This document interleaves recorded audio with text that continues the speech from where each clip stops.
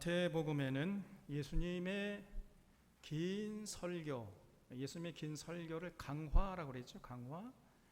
이 예수님의 강화가 5번 기록되어 있다고 말씀드렸는데, 이 5번째 강화가 오늘 본문 말씀 마태복음 24장, 25장에 기록되어 있습니다. 여기에는 이 예수님의 종말론을 기록하고 있어요. 이제 예수님이 장차 예루살렘이 멸망하게 될 것이고, 그리고 인류 역사의 종말에 어떤 일들이 있을 것인지를 자세하게 가르쳐 주셨습니다. 이 예수님의 가르침은 성경의 결론에 해당되는 요한계시록에도 다시 그대로 반복되고 있어요. 그래서 이 마태복음 예수님의 이 종말론을 우리가 잘 알고 이해하고 있어야 요한계시록을 제대로 이해하고 또 해석할 수 있게 되는 것이죠. 이런 면에서 오늘 말씀 마태복음 24장, 25장은 참으로 중요합니다. 우리가 잘 이해하고 오늘 우리의 삶에 반영하는 이런 의지와 지혜가 우리에게 필요합니다. 오늘 말씀 1절을 보겠습니다. 예수께서 성전에서 나와 가실 때 제자들이 성전 건물들을 가리켜 보이려고 나왔다 그랬죠. 예수님이, 여러분 우리가 계속 봤잖아요. 지난주, 지지난주 예수님께서 예루살렘 성전에 들어가서 뭘 했습니까? 이 만민이 기도하는 집을 강도의 소굴로 만들어버린 이런 모습을 보시고 분노하셨잖아요. 성전을 깨끗하게 청결케 하시고, 그리고 당시 종교 지도자들, 서기관들과 바리새인들, 이것을 분노하시면서 그들 심판하셨지 않습니까? 이 독사의 새끼들아. 그리고 이제 밖으로 나오셨다는 거예요. 그러니까 예수님의 제자들이 또 그 뒤를 졸졸 따라왔겠지요. 그래서 성전에서 나와서 가실 때 제자들이 성전 건물을 가리켜 보이려고 나왔다 그랬습니다. 그러니까 제자들이요, 예수님 그냥 가지 마시고 이 예루살렘 성전이 얼마나 화려한지 좀 구경 좀 하고 가세요, 그랬다는 거예요. 당시 예루살렘 성전은요, 헤롯이 짓고 있는 성전이었습니다. 예루살렘 성전은 지금까지 역사적으로 볼 때 3번 지어졌어요.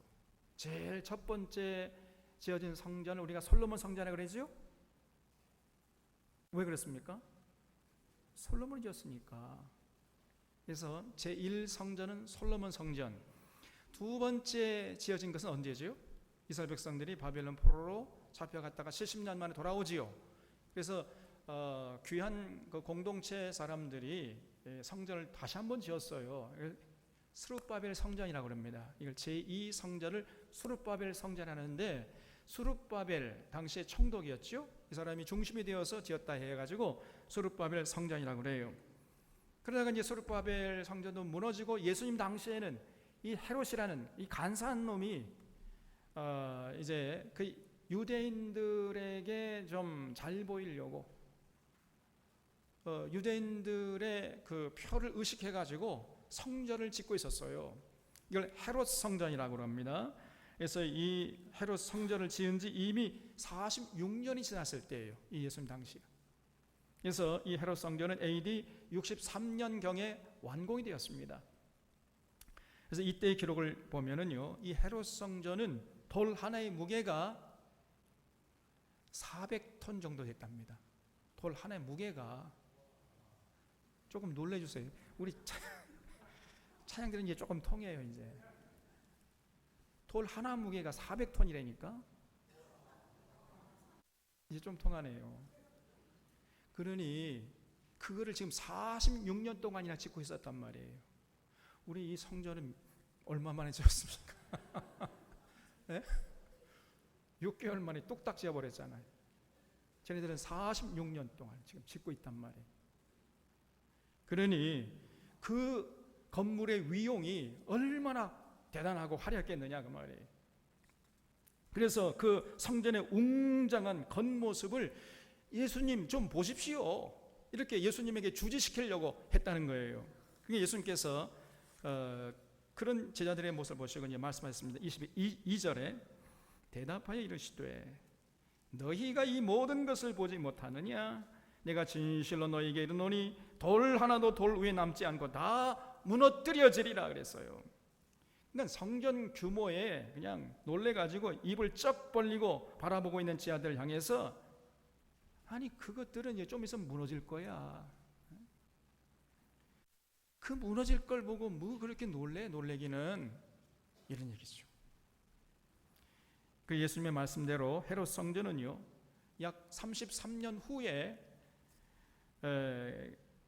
예수님 당시로 말하면 그리고 성전이 완공된 시점으로부터 따지면은 약 7년 만에 돌 위에 돌 하나 남기지 않고 전부 무너져 버렸습니다. 완전히 파괴되어 버렸어요. 그래서 로마의 티토 장군이 이 티토 장군이 나중에 로마 티투스 황제가 돼 버리잖아요. 로마 티토 장군이 로마 군인들을 끌고 와가지고 AD 70년이면 그때가 완전히 예루살렘 성벽을 무너뜨려 버리고 이 성전을 다 그냥 회파시켜 버렸습니다. 정말 돌 위에 돌 하나 남지 않고 완전히 무너뜨렸어요.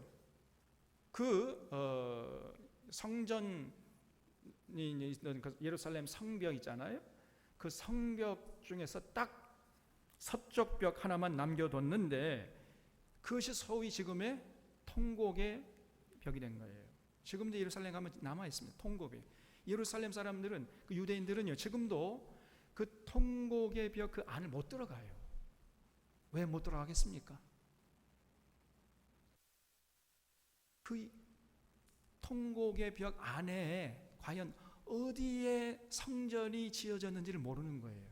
그래서 자칫 잘못 들어갔다가 혹시 성전이 있는 곳 잘못 발을 밟으면은 이게 하나님께 죄가 될까봐 두려워가지고 지금 이 유대인들은요 그 통곡의 벽 안에 못 들어가고 밖에서 울고 있어요. 여전히 지금도 이 멍청한 것들이. 그래서 그때 이후로 이 예루살렘 성전은 지금까지 복원되지 못하고 있는 것입니다. 그러니까 뭐 그런 좀 있으면 무너질 건물을 당시 예수님의 제자들은요 거기에 기가 질렸다는 거예요. 그냥. 그러나 그 속에서 벌어지는 죄악상은 전혀 보지 못했던 거예요. 그러나 예수님은 그 건물의 화려함은 보지 않으시고 그 속에서 벌어지고 있는 그들의 그 부패상, 타락상, 죄악상을 바라보았던 겁니다. 그래서 얘들아 좀 있으면 무너질 거야. 뭐 그런 거 가지고 놀래기는. 그래 말씀하신 것이죠. 오늘날도 마찬가지입니다. 여러분 대부분의 사람들은요 그저 겉모습의 화려함이나 규모를 보고 판단하려고 그래요. 겉으로 화려하고 규모가 크면요 거기에 그만 기가 질려버리고 짓눌려버립니다. 그러면 그럴수록 그 속 알맹이는 말라 비틀어질 가능성이 큰데 사람들은 그저 겉모습만 보고 판단하려고 하는 거예요. 어리석은 것입니다, 여러분. 네, 이런 속성은 모든 그 생명체 속에 잠재되어 있는 것 같아요. 동물들도 자기들의 몸짓을 부풀려 가지고 허세를 부리는 경우가 있잖아요. 공작 보세요. 공작의 날개를 쫙 펴가지고 자신의 화려함을 자랑하지요. 그래서 이제 배우자를 유혹하려고 하는 거 아닙니까? 속은 아무것도 없는데. 또 닭이요. 닭도 싸울 때 보면요 깃을 이렇게 세웁니다. 그리고 크게 이렇게 보이려고 그래요. 또 뱀이나 개구리도 적이 공격해 들어오잖아요. 개구리가 막 산소를 크게 들이마셔가지고 이렇게 부풀려요. 자기 몸을 크게 만드는 겁니다. 그래서 규모를 크게 해가지고 상대방을 이제 굴복시키려고 이런 짓을 하는 거지요. 그러나 예수님은 그런 것들 하지 말라는 거예요. 그런 것들은 아무런 소용이 없다는 것입니다, 여러분. 오히려 그런 짓은 좀 있으면 무너지는 거예요. 그때 크기와 규모를 의지하던 자들은요 낭패를 당하는 것입니다. 우리 산원의 교우들은요 결단코 겉모습을 중시하는 이런 세상의 흐름에 휩쓸리지 않기를 주님의 이름으로 부탁을 드립니다, 여러분. 그 허례허식을 멀리하고 외모만을 화려하게 꾸미려는 이런 유혹을 버려야 돼요. 우리는 그 외모보다는 어디에 더 관심을 가지고 중점을 둬야 돼요? 내면, 우리 속사람. 알맹이를 붙잡고 본질을 붙잡고 우리는 씨름해야 하는 것입니다. 이런 내적인 건강함을 위해서 우리의 마음과 생각 속에 항상 하나님의 진리의 말씀으로 채워 넣으려고 거기에 관심을 갖고 애를 써야 돼요. 3절을 보겠습니다. 예수께서 감람산 위에 앉으셨을 때 제자들이 조용히 와서 이르되 우리에게 이루소서 어느 때에 이런 일이 있겠사오며 또 주의 임하심과 세상 끝에는 무슨 징조가 있사오리까 이렇게 물었어요. 그러니까 예수님의 말씀을 듣고 제자들이 이제 조용한 시간을 택해가지고 예수님께 나와 물었다는. 예수님, 그러면 과연 언제 어느 때에 이런 일들이 있겠습니까? 이 화려한 성전이 언제 무너지겠습니까? 그리고 종말의 때에는 과연 어떤 일들이 있겠습니까? 좀 가르쳐 주세요. 네, 이렇게 물은 거죠. 예수님께서 거기에 대해서 아주 친절하게 대답을 해주셨어요. 4절 이하부터 이제 예수님께서 이 종말의 때에 일어날 사건들을 말씀해 주시는데요, 우리가 상상할 수 없는 그 어마어마한 규모의 어떤 일들이 있을 것임을 예수님께서 말씀하셨습니다. 4절에 예수께서 이르시되 너희가 사람의 미혹을 받지 않도록 주의하라. 많은 사람이 내 이름으로 와서 이르되 나는 그리스도라 하여 많은 사람을 미혹하리라 그랬어요. 거기 너희가 사람의 미혹을 받지 않도록 주의하라. 거기 좀 줄쳐보세요. 이게 정말 중요합니다. 우리가 이제 앞으로 미래를 대비할 때, 또 종말을 대비할 때 가장 중요한 것은 사람의 미혹을 받지 않도록 주의하는 것이에요. 여러분, 종말이 가까워질수록 자칭 그리스도하는 이런 거짓 것들이 나타나가지고 수많은 사람들을 미혹한다는 거예요. 오늘날 이미 한국교회 안에도요, 이런 자칭 그리스도하는 자들이 많습니다. 저 하나님의 교회 안상홍이라든지, 안상홍을 하는 사람들은 하나님이래요. 사람을 하나님이라고 믿고 있어요. 이것들이 정신 나간 것들 아닙니까? 이미 죽었어요. 안상홍 얼마 전에 죽었는데 여전히 그 하나님이래. 정신 나간 사람들이죠. 또 이만희를 영생 불사처럼 믿고 있으면 신천지에서는, 또 문선명, 이런 거짓 것들, 이 자칭 그리스도, 이런 것들을 조심해야 됩니다. 네, 여러분, 이런 자들은 이제 맛보기고요, 앞으로도 끊임없이 이런 자들이 일어난다는 것입니다. 그래서 이런 거짓된 자들이 끊임없이 앞으로 나타날 것입니다. 그래서 우리는요, 딱 보자마자 저거는 거짓이구나, 이걸 알아볼 수 있는 안목이 있어야 돼요. 이 분별력이 있어야 됩니다. 아무것도 모르고 그저 그 화려한 외적인 모습 보고 그냥 따라가다가는요, 인생 망칠 수 있습니다, 여러분. 6절에 난리와 난리 소문을 듣겠으나 너희는 삼가 두려워하지 말라.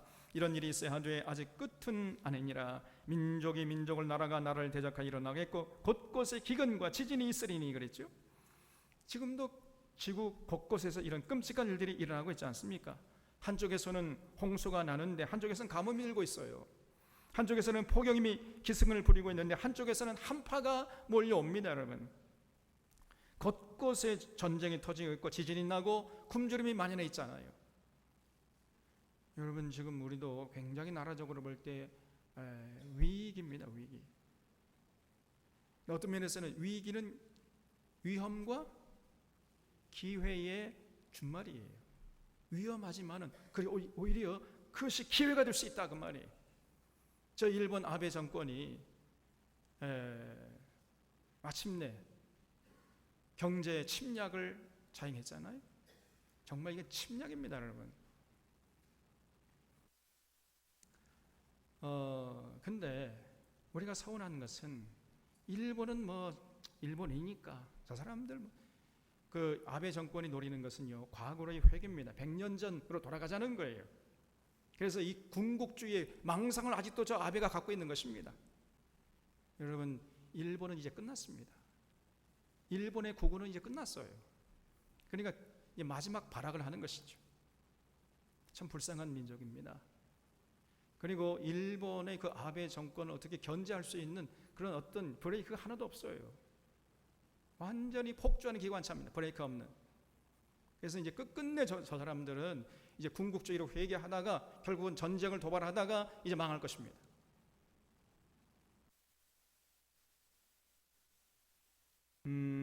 그런데 뭐 일본은 그러다 치고, 그러면 그걸 뻔히 알고 있는 미국이 왜 가만히 있습니까?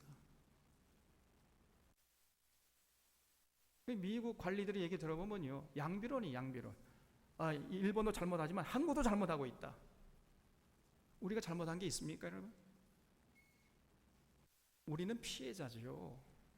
저 일본의 이 일제 시대 때부터 지금까지 해결되지 않는 그런 역사의 책무가 일본에게 남아 있는데, 그래서 우리가 지금 그거에 대해서 우리 대법원에서 이거를 지적했는데, 여러분, 우리는 피해자고 저 사람들은 가해자 아닙니까? 그러면 제3자가 중재할 때에는 그러면은 양비론을 펴면 안 되지요. 일본이 잘못했다는 것을 준엄하게 꾸짖어야 되겠죠. 그런데 안 그러는 것입니다. 뒤에서 뒤점 치고요, 저 사람들 지금 미국 사람들 속으로 쾌재를 부르고 있습니다, 여러분. 그래, 너희들끼리 잘 싸워라. 그러다가 전쟁이 일어나면 더 좋고. 그래서 이 미국은요, 아주 전쟁이 터져야 됩니다. 그래야 미국의 경제가 돌아가게 돼 있어요. 이거를 군산복합체라고 합니다. 군산복합체. 겉으로는 그저 동맹인 척하지만 우리를 이용하고 있는 것입니다, 여러분. 바로 여기서 우리가 깨어나야 돼요. 정말 이 민족이 착하고 순수한데 지혜가 부족해요. 여러분, 이 국가, 나라의 나라는요, 절대로 무슨 뭐 어느 한쪽 뭐 동정하고 어느 쪽으로 이렇게 도움을 받고 이런 거 없습니다. 절대적인 힘의 균형이 있어야 되는 거예요. 그걸 잊지 마셔야 됩니다. 그래서 어쨌든 그 미국이라는 나라가 배후에서 호전적으로 어떻게 보면은 그걸 부추기겠다고 볼 수 있어요, 여러분. 아베 정권이 저 미국의 절대적인 그 꼬북 노릇을 하고 있는데, 이 미국의 허락 없이 저렇게 하지 못합니다, 여러분. 그래서 이런 그런 국제적인 역학관계를 우리가 잘 아셔야 돼. 그래서 그런 이런 전 세계의 패권 국가인 이 미국이 어쨌든 간에 전쟁이 나기를 바라는 거예요. 그러므로 지금 곳곳에서 나라가 나라를 대적하여 일어나는 것입니다. 미국에서 한마디 일본 그러지 마라 그러면 저 꼼짝 못합니다. 못해요, 저렇게. 지금 아베가 저렇게 나온다는 것은 지금 미국이 하고 있다는 그런 분명한 증거인 것입니다, 여러분. 이걸 잊지 마셔야 돼. 그래서 어쨌든 이렇게 앞으로 계속해서 곳곳에서 전쟁이 터지고 지진이 나고 굶주림이 만연해진다고 예수님께서 말씀하신 거예요. 그래서 8절에 보면 이 모든 것이 재난의 시작이니라 그랬어요. 이 모든 것들이 시작에 불과하다는 것입니다. 맛배기에 불과하다는 거예요. 9절에 그때에 사람들이 너희를 환난에 넘겨주겠으며 너희를 죽이리니 너희가 내 이름 때문에 모든 민족에게 미움을 받으리라 그랬죠. 앞으로 종말이 다가올수록 여러분 성도들은 까닭없이 미움과 핍박을 받게 될 것이라고 말씀했습니다. 쉽게 말하면요, 앞으로 가면 갈수록 예수 믿기 힘들어진다는 거예요. 요즘에 한국교회 보면은 늦은비 신학이라는 이 수보음교회를 중심으로 늦은비 신학을 주장하고 있습니다. 그러니까 종말의 때가 되면 하나님이 온 세상에 성령의 단비를 내려주신다는 거예요. 그래서 우리 주님의 때가 가까워 갈수록 교회가 번창하고 부흥하게 될 것이라고 이렇게 가르칩니다. 완전히 100% 거짓말이에요. 이게 늦은비 신학이라는 것인데 송두리째 엉터리입니다, 여러분.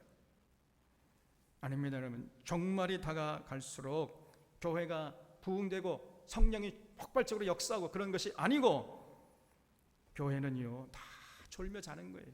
다 병들고 다 시들시들해버리고 그리고 교회에 큰 환난 풍파가 닥치게 될 것입니다. 그리고 성령 충만한 것이 악령 충만한 그런 세상이 된단 말이에요. 이것이 성경이 가르치는 역사관이에요. 그래서 앞으로 점점 더 신앙생활하기 어려운 시대가 되는 거예요. 이것을 예수님께서 지금 가르쳐 주신 것입니다, 여러분. 10절에 그때에 많은 사람이 실족하게 되어 서로 잡아주고 서로 미워하겠으며 거짓 선지자가 많이 일어나 많은 사람을 미혹하겠으며 그랬지요. 이 교회에 큰 핍박이 다가오니까 이제 뭐 신앙생활 그냥 엉터리 방터리로 그냥 하는 것도 아니고 안 하는 것도 아니고 이렇게 시원찮게 믿은 이 쭉쟁이들은 전부 이제 배교하게 된다는 거예요. 많은 사람들이 실족하게 되고 그리고 서로 이제 고발하고 서로 시기하고 질투하고 싸우고 다투고 미워한다는 것입니다. 그리고 거짓 선자들이 많이 일어나서 할 수만 있으면 택한 백성들을 미혹해서 죽음의 늪으로 끌고 가려고 한다는 거예요. 이것이 예수님의 미력 아니에요. 오늘 예수님은 이런 모든 것을 예상하고 미리미리 준비하고 있으라고 우리에게 가르쳐 주셨어요. 잘 된다, 복 준다, 이런 달콤한 말에 빠져있는 기복신앙이나 신비주의에 빠진 성도들은요, 결코 이렇게 이제 교회에 환난 풍파가 몰려오면은 절대로 신앙의 자리를 이겨내지 못하고 그저 금방 순식간에 예수님 배반하고 등 돌리고 교회를 떠날 것입니다. 그러면 그 사람은 이제 지옥의 안방이 기다리고 있는 것이죠. 그래서 평소에 신앙생활을 제대로 정통으로 올바로 온전히 하는 것이 중요한 것이에요. 12절에 불법이 상함으로 많은 사람의 사랑이 식어지리라 그랬지요. 종말이 될수록 세상에 온갖 불법이 난무하고 사랑이 식어져서 세상이 삭막하고 거칠어진다 그랬습니다. 여러분, 하나님이 원하시는 나라가 어떤 나라지요? 사랑과 평화의 나라 아닙니까? 그래서 하나님이 통치하시는 나라는 완벽한 사랑과 평화의 나라예요. 그런데 이런 하나님의 뜻과는 정반대로 세상은 점점 더 사랑이 식어지고 더 삭막해지고 더 거칠어진다는 거예요. 여러분, 벌써 지금도 우리가 그런 것들을 피부로 느끼고 있지 않습니까? 이웃사랑도 이제 옛말이 되었어요. 이제는 친구와의 진정한 우정을 나누기도 힘들고 이제 부자간 부부간도 그렇게 뭐 옛날처럼 죽고 못 사는 뭐 그런 관계가 아닙니다. 부부간의 사랑, 부자간의 사랑도 희미해져 버린 거예요. 네, 이것은 우리나라만의 문제가 아니라 이 전 세계적인 추세의 흐름이에요. 우리 인류 역사를 볼 때 12세기, 13세기까지는요 신중심의 세계관을 가지고 온 인류 역사가 지나왔습니다. 그래서 모든 것 중심에는 교회가 있었어요. 그리고 교회 대표자라고 자청했던 이 교황이 세계를 통치하지 않았습니까? 그러다 보니까 뭐 교회가 다 썩어버린 거 아니에요. 그래서 종교개혁이 일어났어요. 15세기 이후에 이제 종교개혁 이후에 르네상스가 일어나가지고 결국 인류 역사가 신중심에서 인간 중심으로 바뀌어진 거예요. 그래서 인본주의로 돌아선 것입니다. 중세교회의 부패를 보면서 모든 사람들이 신중심의 세계관을 버리고 인간 중심의 세계관으로 돌아선 거예요. 그때부터 인본주의, 인본주의, 인간주의가 꽃을 피운 것입니다. 그러다가 이제 2차 세계대전 말까지 이데올로기가 꽃을 피웠잖아요. 그래서 공산주의, 자본주의 이래가지고 서로 싸웠습니다. 그래서 불과 얼마 전까지만 해도 지금도 우리 사회에서는요 공산당이 빨갱이, 정복 좌파 그러면 이게 무시무시한 딱지입니다. 이거 공산주의냐 자본주의냐 선택을 강요하는 이런 시대가 있었잖아요. 그러다가 그 후에는요 돈이 최고다 이거 그런 물질주의에 빠지게 되었고 이 물질주의는 결국 향락주의를 낳은 것입니다. 그리고 향락주의는 허무주의를 낳고 허무주의는 초월주의를 낳았고 초월주의가 바로 신비주의로 가게 만드는 길목에 있습니다. 그래서 지금 뭐 한국의 많은 교회가 거의 신비주의 빠져 있습니다. 성령 집회한다는 가보면요 정말 이 말도 안 되는 짓을 성령의 이름으로 하고 앉아 있는 거예요. 이게 그리고 지금부터 150년 전에는 또 다윈이라는 사람이 나타나가지고 그때부터 인류는 이제 진화론에 다 빠져가지고 허우적거리고 있는 것입니다. 지금은 모든 종교에도 다 구원이 있다고 하는 종교 다원주의에 다 또 빠져 있어요. 이것이 포스트 모더니즘이라고 하는 것이에요. 또 요즘에는 컴퓨터가 등장해가지고 좀 편리한 시대이기는 하지만은 동시에 온갖 불법이 성행하고 있는 것입니다. 이런 흐름 속에서 사람들의 인간관계라는 것은 그저 봄날의 얼음장보다 더 얄팍하기 그지없어요. 모든 인간관계가 계산적이고 돈의 논리를 따라서 작동하는 것입니다.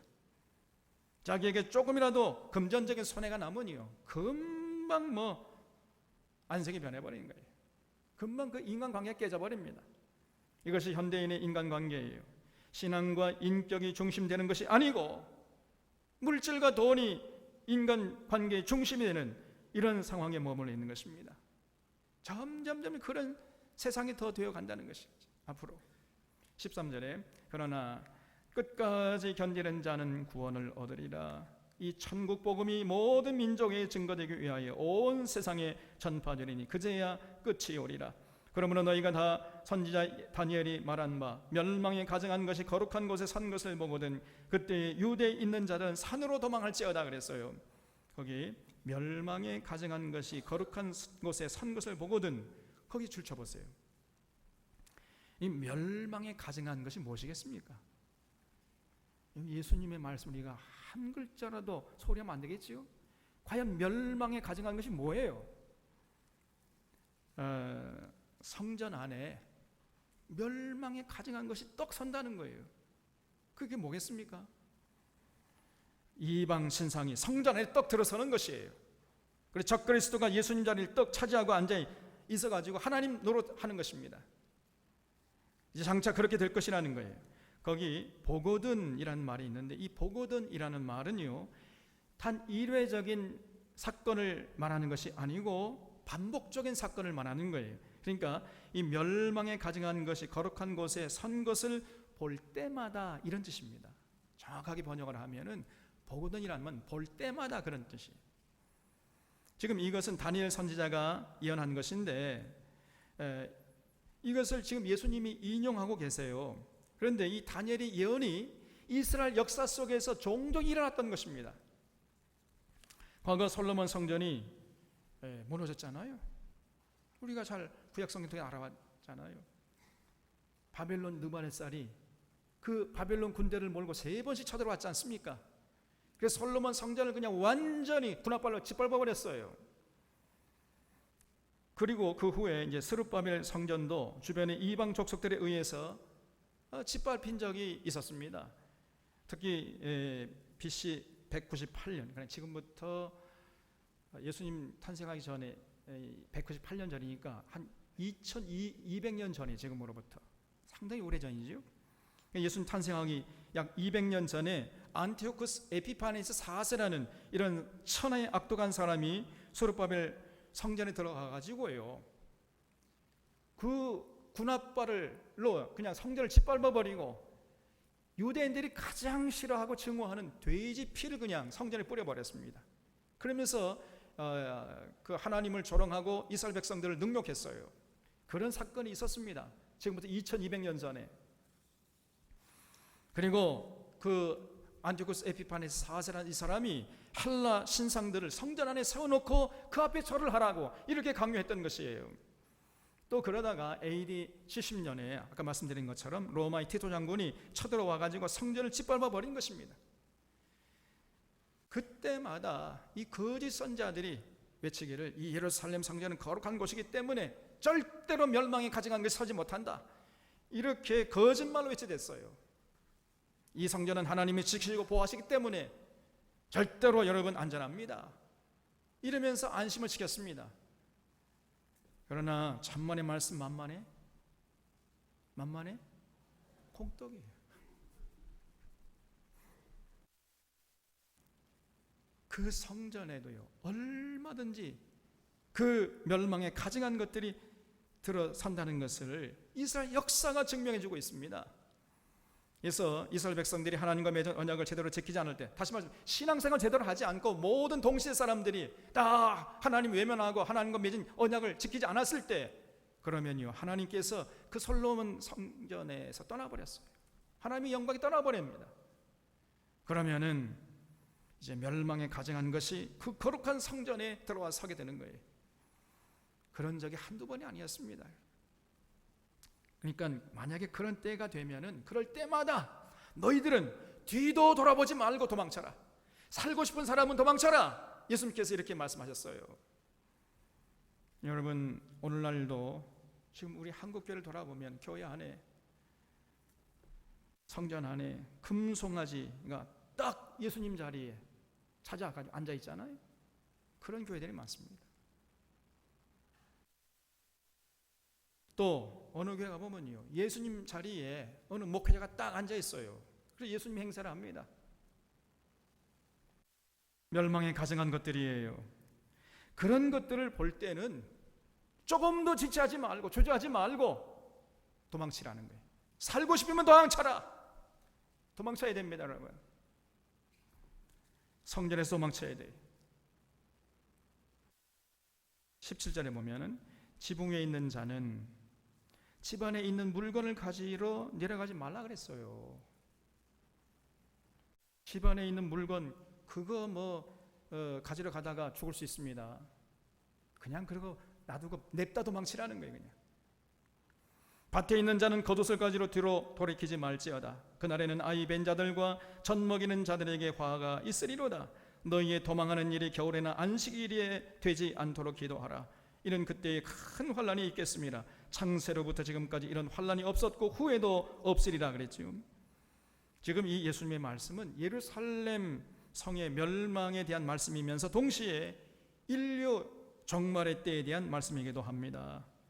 그래서 다행히 로마 네로가 교회를 이제 핍박할 때 많은 성도들이 예루살렘을 떠났어요. 정말 예수님 말씀대로. 그래서 많은 성도들이 피신을 간 다음에 로마 군대가 들어왔던 거예요. 로마의 티토 장군이 성을 에워쌌던 것입니다. 그래서 많은 성도들이 죽음에서 벗어날 수 있었어요.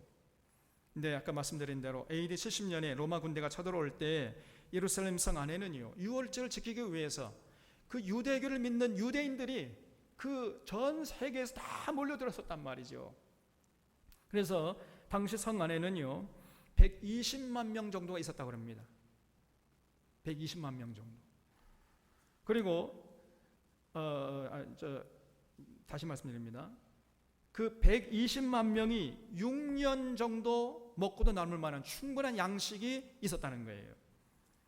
그러니까 수많은 사람들이 이제 몰려들었는데 120만 명이 6년 정도 먹을 양식이 있었으니까요. 껐다껐다 야, 이제 풍족하다. 뭐 이렇게 안심하고 있었겠지요. 그런데 놀랍게도요.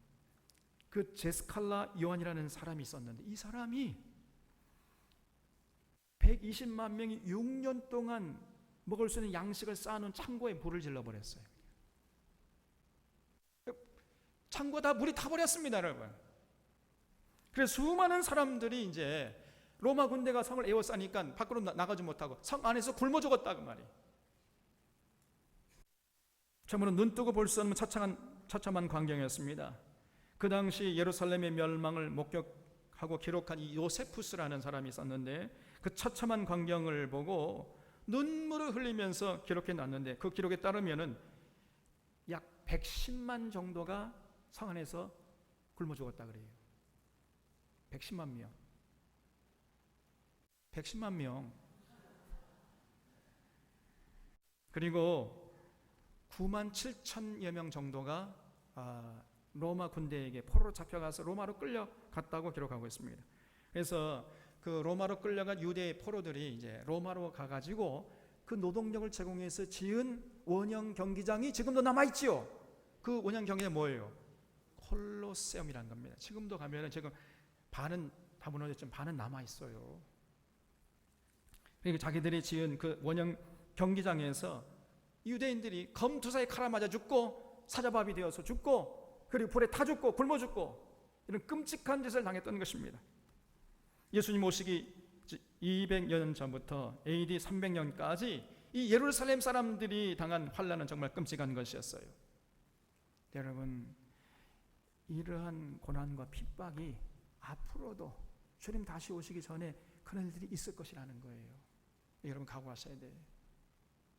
예수 믿는다는 게 쉬운 게 아니에요. 제대로 믿는다는 게. 예수님의 재림시에 종말의 때에도 이런 일들이 일어날 것임을 예수님이 지금 예고하고 계시는 거예요. 예수님, 여러분 그래도 예수 믿을래요? 집에 가서 생각 좀 해보셔야 되겠죠. 22절에 그 날들을 감하지 아니하면 모든 육체가 구원을 얻지 못할 것이나 그러나 택하신 자들 위하여 그 날들을 감하시리라 그랬어요. 그래서 이런 굉장한 고난과 핍박의 날들이 계속되면은 살아남을 사람이 없으니까 하나님께서 그 고난의 날들을 좀 감해 주신다 그랬어요. 그래서 예수님이 그래서 재림하신다는 것입니다. 23절에 그때에 사람이 너에게 말하되 보라 그리스도가 여기 있다 혹 저기 있다 해도 믿지 말라. 거짓 그리스도들과 거짓 선자들이 일어나 큰 표적과 기사를 보여 할 수만 있으면 택하신 자들도 미혹하리라. 보라 내가 너에게 미리 말하였노라. 그러면 사람들이 너에게 말하되 보라 그리스도가 광야에 있다 해도 나가지 말고 보라 골방에 있다 해도 믿지 말라. 번개가 동편에서 나서 서편까지 번쩍임같이 인자의 임함도 그러하리라 그랬죠. 그래서 말세지 말이 되면요 이 거짓 선자들이 일어나가지고 큰 표적과 기사를 보일 것이라 그랬어요. 그러니까 많은 사람들이 거기에 놀아나는 것입니다. 그래서 할 수만 있으면은 믿은 자들을 미혹하려고 할 것이에요.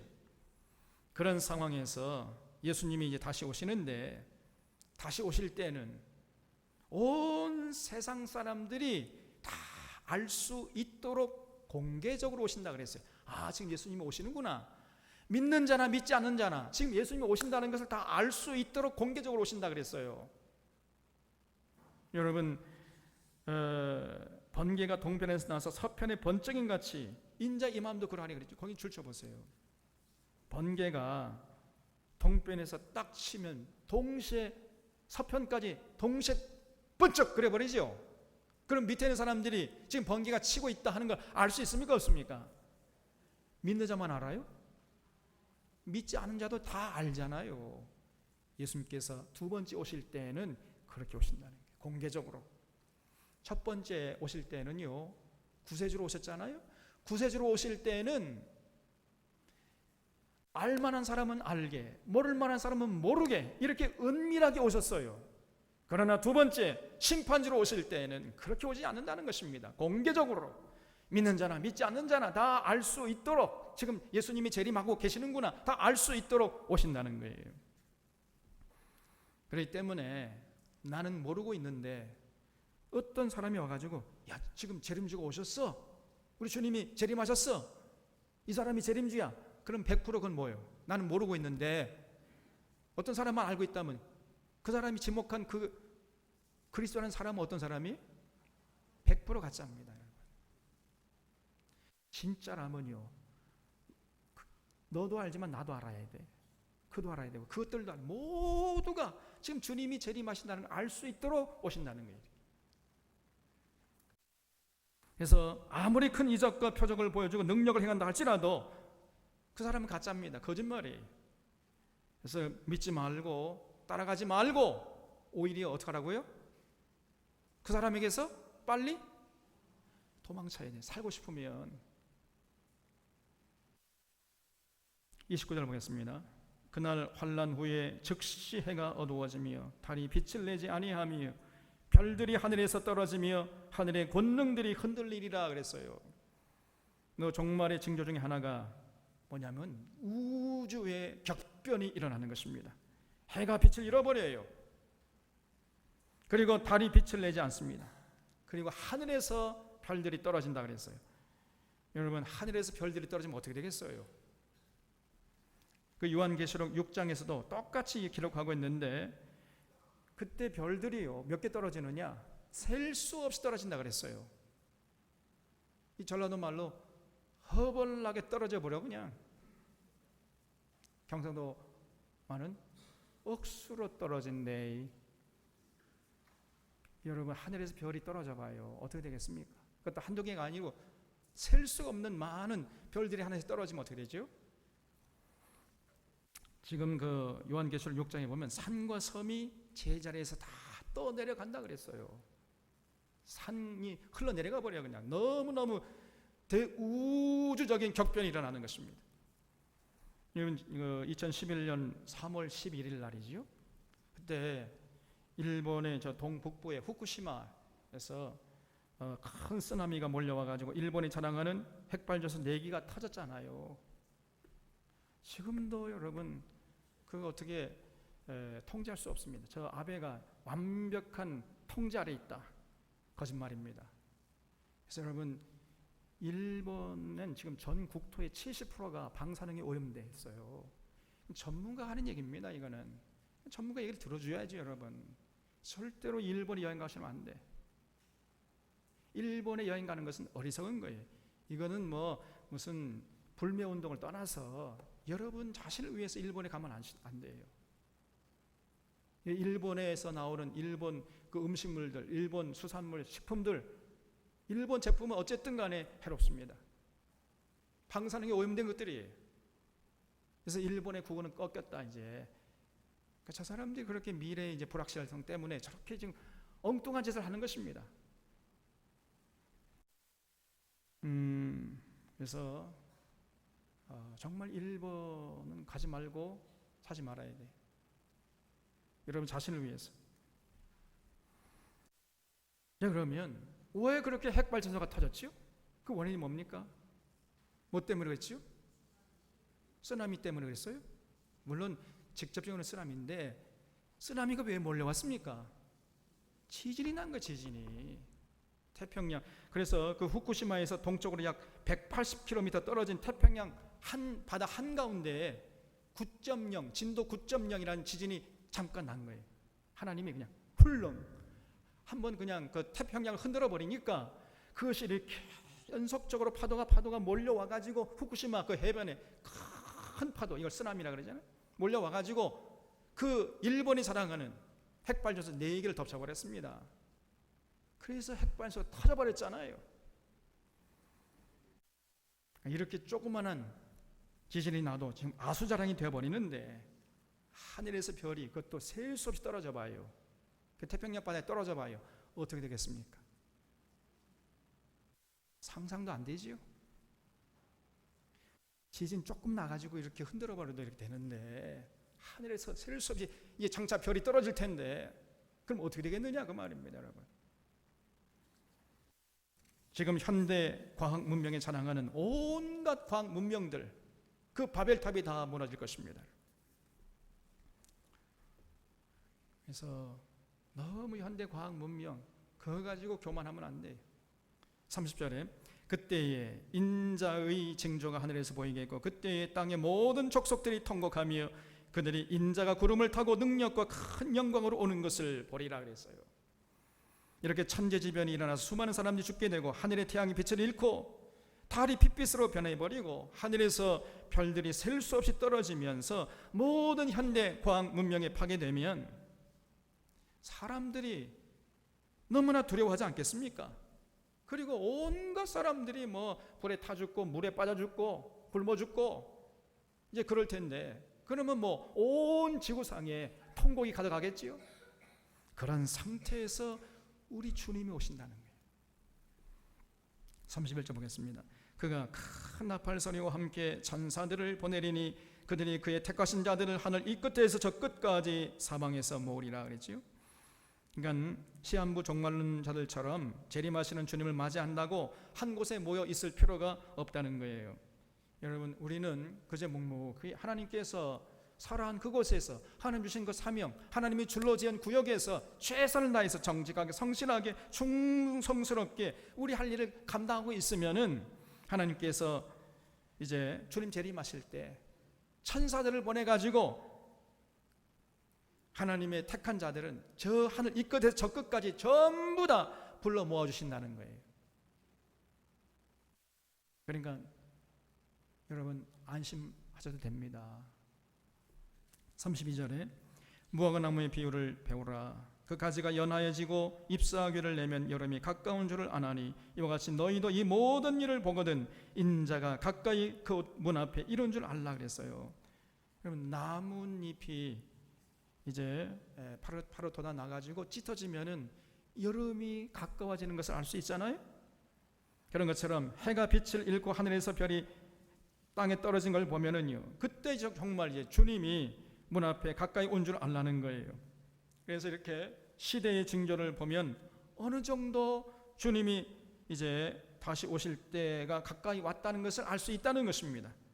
정확하게 몇 년, 몇 월, 몇 시에 주님이 오신다, 이거는 모르지만은 어느 정도 어렴풋이 이제 그 시대의 징조, 시대의 흐름을 보면은 아, 주님이 오실 때가 이제 가까이 됐구나 하는 것은 그 정도는 알 수 있다는 거예요.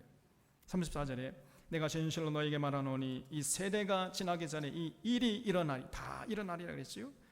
이 구절 우리가 올바로 이해하셔야 돼요. 이 세대가 지나기 전에 이 일이 다 일어나리라. 이게 무슨 말이에요?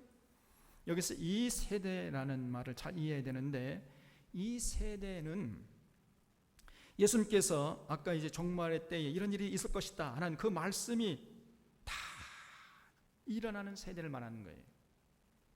다시 말해서 주님이 오시기 전까지의 시간을 이 세대라고 하는 겁니다.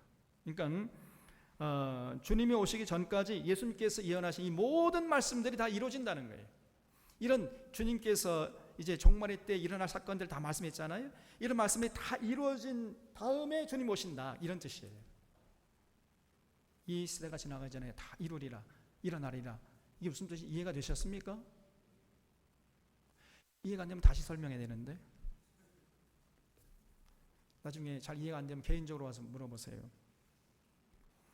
그래서 지금 예수님의 말씀은 1.1획도 틀림없이 다 이루어진다는 게, 그 다 이루어진 다음에 주님 오신다, 이런 얘기예요. 35절에 천지는 없어질지언정 내 말은 없어지지 아니하리라. 그러나 그날과 그때는 아무도 모르나니 하늘의 천사들도 아들도 모르고 오직 아버지만 아시느니라 그랬어요. 그러니까 정확한 날짜 알려고 해서는 안 된다는 거예요. 왜냐? 천사도 모르고 아들도 모르는데 자꾸 물어보면 곤란하잖아요. 그러다가는요 잘못될 수 있습니다. 그날과 그 시는 모르고 시대 징조를 통해서 예수님이 곧 오실 거구나, 이렇게 그 정도 알 수 있게 해 놨다는 거예요. 그러면 충분하잖아요.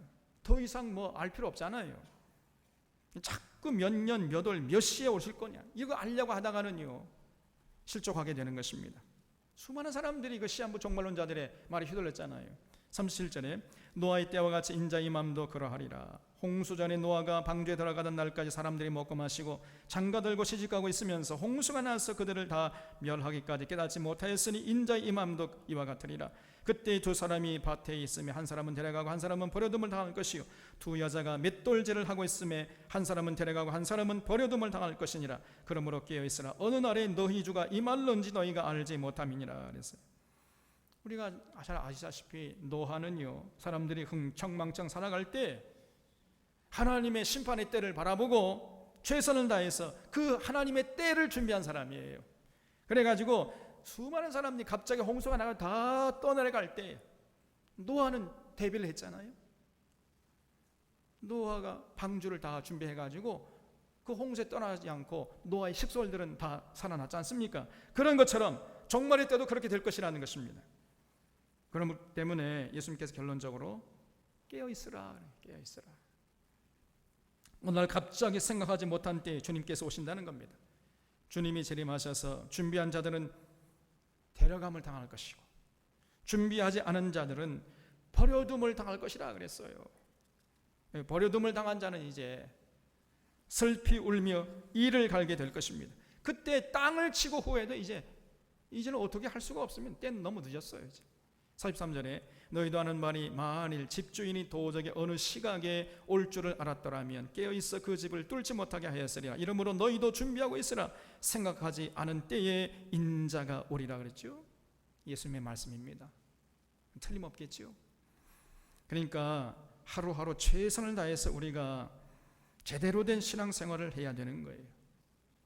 허투루 신앙생활하면 안 됩니다. 주님 언제 오시든지 맞이할 준비를 하고 있어야 되는데 그건 뭐예요? 다른 것이 아닙니다. 우리의 삶의 현장에서 하루하루 최선을 다해서 주님의 뜻을 붙들고 정직하게 성실하게 충성스럽게 그 주님의 뜻에 순종하면서 살아가면 되는 거예요. 그러면 주님이 언제 오신다 한들 아무런 문제가 없잖아요. 그래서 결론적으로 45절에 충성되고 지혜 있는 종이 되어 주인에게 그 집 사람들을 맡아 때를 따라 양식을 나눠줄 자가 누구냐. 주인이 올 때에 그 종이 이렇게 하는 것을 보면 그 종이 복이 있으리로다 그랬죠. 하나님의 집 사람들을 맡아서 때를 따라 영혼의 양식을 정직하게 성실하게 충성스럽게 나눠주다가 주님의 재림을 맞이하는 하나님의 종이 있다는 거죠. 그런 하나님의 종은 정말 복된 자라는 것입니다. 그래서 제가 그런 복된 자가 되려고 그렇게 애를 쓰는 거예요. 저를 위해서 그러는 겁니다. 여러분 위해서 그런 것이라기보다는 우선적으로는 47절에 내가 진실로 너에게 이르노니 주인이 그 모든 소유를 그에게 맡기리라. 만일 그 악한 종이 마음에 생각하기를 주인이 더디 오리라 하여 동료들을 때리며 술 친구들로 더불어 먹고 마시게 되면 생각하지 않는 날 알지 못하는 시각에 그 종의 주인이 이르러 엄히 때리고 외식하는 자의 받는 벌에 처하리니 거기서 슬피 울며 이를 갈미쓰리라 그랬죠. 이런 걸 보면은요, 목회자들도 다 같은 목회자가 아니라는 걸 알 수 있어요. 목회자들 중에서도요, 세속주의에 빠져가지고 먹고 마시고 즐기다가 이제 주님 다시 오실 때 혼날 사람이 있다는 것을 알 수 있잖아요. 그러니까 여러분 정말 이 목회자를 제대로 만나는 것도 큰 복 중에 하나인 줄로 믿으시기 바랍니다.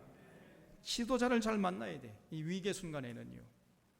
정말 이 위기의 순간에 저 문재인 대통령이 되어 있다는 것이 얼마나 큰 당인지 몰라요. 요즘 생각해 보니까 만약에 저 이명박이나 누구야 그 박아무개 이런 사람이 이게 대통령이 돼 있으면 어떻게 될 뻔했습니까 이게.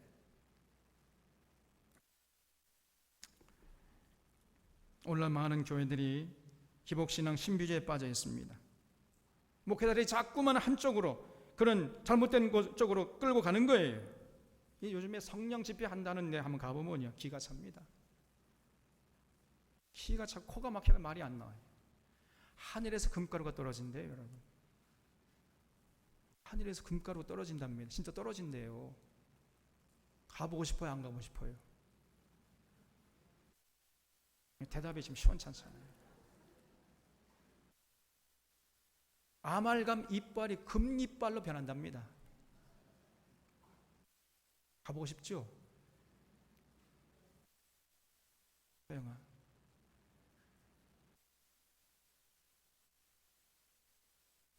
이런 집회가 도처에 난무해야죠. 그래서 수많은 사람들이 거기에 빠져들어가는 겁니다. 불나방처럼 죽을 줄도 모르고. 아닙니다 여러분.